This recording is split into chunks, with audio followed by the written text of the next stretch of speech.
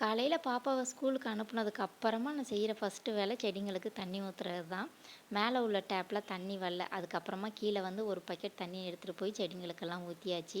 இந்த செடிங்களுக்கு தண்ணி ஊற்றுற கொஞ்ச நேரம் தான் என்னால் வெளிக்காற்றை சுவாசிக்க முடியும். அப்படியே கொஞ்சம் நேரம் நின்றுட்டு சூரியனை பார்த்துட்டு மேலே பறக்கிற பறவையெல்லாம் பார்க்கும்போது அது கொஞ்சம் நல்லா சந்தோஷமாக இருக்கும். அப்படி ஜில்லுன்னு காற்று வெயில் அடித்தா கூட அது சுகமாக இருக்கும்.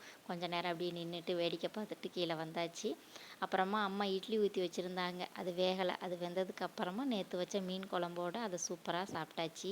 இந்த மீன் குழம்ப மதியம் சாதத்தோடு வச்சு சாப்பிட்ருந்தா இன்னுமே சூப்பராக இருந்திருக்கும். ஆனால் ஆர்வம் தாங்க முடியாமல் இட்லியோடையே வச்சு சாப்பிட்டாச்சு. மீன் குழம்பும் அவ்வளோதான் காலி.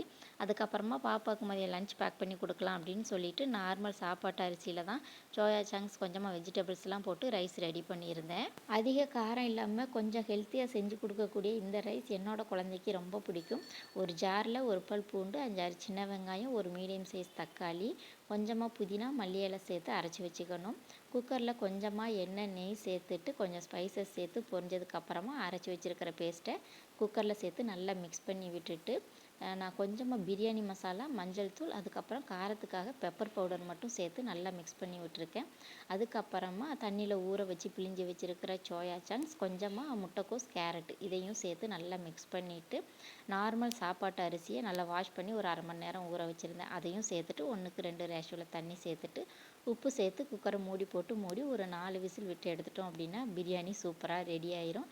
இது கூட தயிர் வச்சு கொடுத்தாலே அவ்வளோ சூப்பராக சாப்பிட்டு வந்துடுவாங்க. ஸ்நாக்ஸுக்காக ஆரஞ்சு பழமும் பேக் பண்ணி கொடுத்து விட்டாச்சு. தேங்க்யூ.